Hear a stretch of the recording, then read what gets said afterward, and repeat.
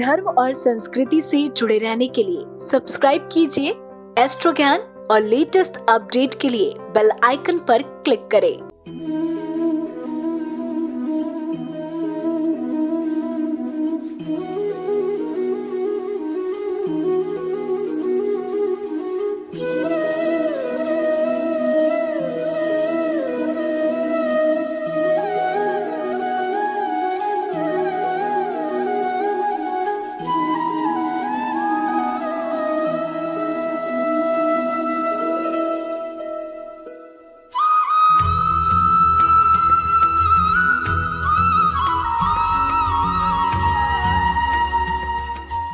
जय महाकाल। भगवान आशुतोष की अनुकंपा से आप सभी को धन धान्य और समाज में मान सम्मान मिले, इसी कामना के साथ मैं आनंदाचार्य आप सभी साथियों का स्वागत करता हूं। दर्शकों, आज मैं जन्म कुंडली के दूसरे भाव की बात करने वाला हूं। मैं आपको बताने वाला हूं कि वैदिक ज्योतिष में कुंडली का दूसरा भाव क्या है, इसका आपके जीवन पर कैसा असर पड़ता है, यह आपके जीवन को किस प्रकार से प्रभावित करता है, मानव जीवन में द्वितीय भाव का क्या महत्व है, द्वितीय भाव में ग्रहों के गोचर का क्या प्रभाव पड़ता है। दर्शकों, क्या आपने इन प्रश्नों का उत्तर तलाशने की कभी कोशिश की है? क्या कभी आपने इन प्रश्नों का उत्तर जानने का प्रयास किया है?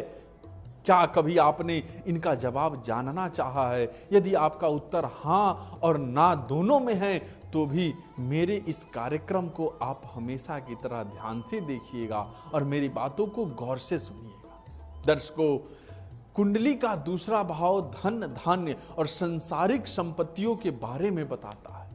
ज्योतिष में इसे धन का स्थान कहा जाता है। यह भाव संचित किए जाने वाले रुपया, पैसा, सोना, चांदी और इसी प्रकार के अन्य बहुमूल्य चीजों के बारे में दर्शाता है।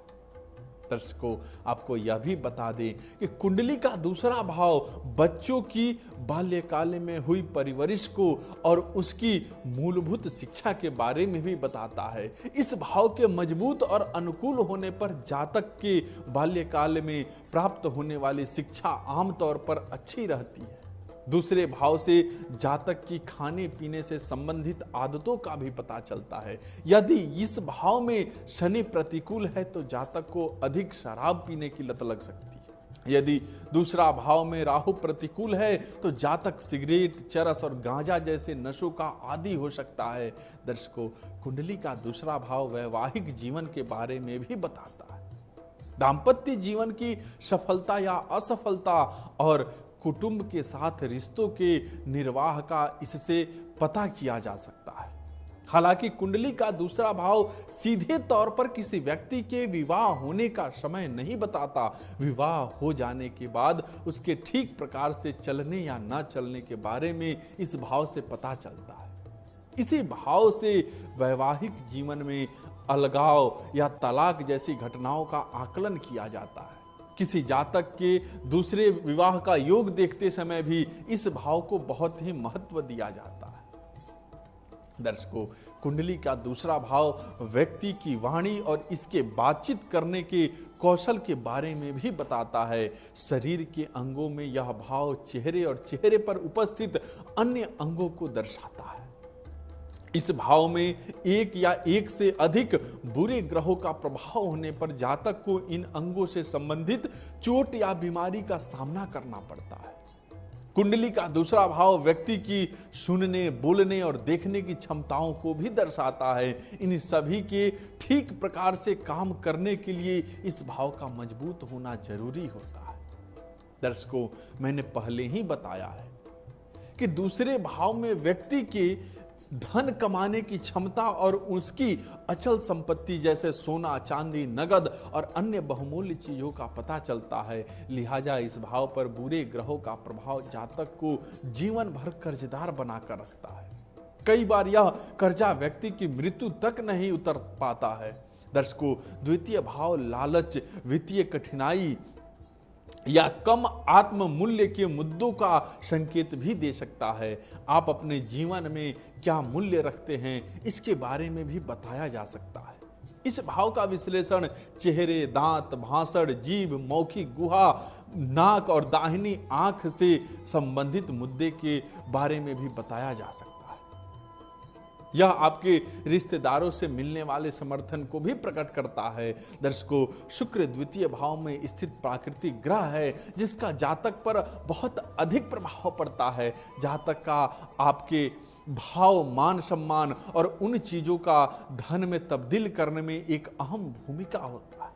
दूसरे भाव का सूर्य धन, परिवार, मूल्यों और दुनिया की अन्य स्थिति संरचनाओं का कारक ग्रह माना जाता है। द्वितीय भाव का मजबूत सूर्य जातक को आत्मसम्मान और स्वतंत्रता देता है। जातक लालची और कुरूप भी हो सकता है। द्वितीय भाव में चंद्रमा का होना एक अच्छा योग है जो व्यक्ति को चतुर, धनी और प्रसिद्ध बनाता है। जातक अपने परिवार की खुशी और समर्थन का आनंद लेता है, जबकि इन भाव का पीड़ित चंद्रमा कभी कभी जातक को त्वरित पैसा कमाने के लिए, गैर कानूनी गतिविधियों में शामिल होने के लिए प्रभावित कर सकता है। मित्रों, द्वितीय भाव में बृहस्पति की उपस्थिति आपकी सहायता करेगी। बृहस्पति आपको एक अच्छा व्यवसायी भी बनाता है। इस ग्रह की शुभता के कारण धन, सुख और सम्मान आपके पास आसानी से आ जाएगा। आप एक अच्छे व्यवसायी भी हो सकते हैं, लेकिन यदि बृहस्पति दूसरे भाव में पीड़ित है तो जातक को वित्तीय समस्याओं के साथ साथ शैक्षिक क्षेत्र में बाधाओं का सामना करना पड़ता है। जातक स्वार्थी और आत्म केंद्रित भी हो सकता है।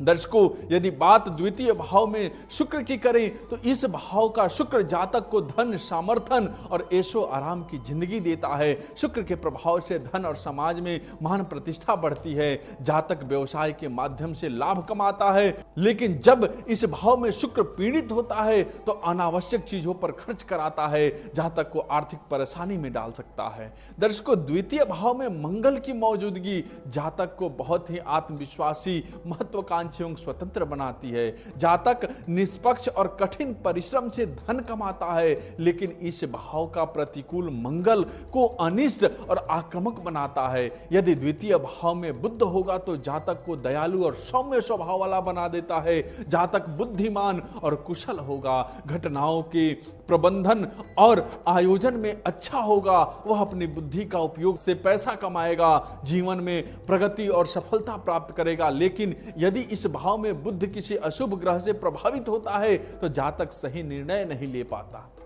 दर्शकों, द्वितीय भाव का शनि जातक को मेहनती बनाता है। परिश्रम करने पर धन प्राप्त होते हैं। वह बुद्धिमानी से निर्णय लेता है, बचत के माध्यम से धन प्रबंधन में अच्छा करता है, लेकिन जातक अपने पेशे से संतुष्ट नहीं रहता। जब शनि द्वितीय भाव में अशुभ ग्रहों के साथ बैठा होता है तो जातक को आलसी बनाता है। जातक अपना काम अधूरा भी छोड़ देता है। दर्शकों, राहु एक नकारात्मक ग्रह है, लेकिन कुंडली के द्वितीय भाव में राहु को धन संबंधी मामलों के लिए शुभ माना जाता है। यह योग जातक को अप्रत्याशित आर्थिक लाभ देता है। जातक को पारिवारिक जिम्मेदारियों को पूरा करने का अवसर भी देता है। हालांकि खर्चों पर नियंत्रण करना होगा, क्योंकि यदि राहु इस भाव में अन्य ग्रहों के साथ अशुभ स्थिति में होता है तो परिणाम प्रतिकूल देता है। दर्शकों, द्वितीय भाव में केतु की उपस्थिति आर्थिक समस्या का कारण बनती है।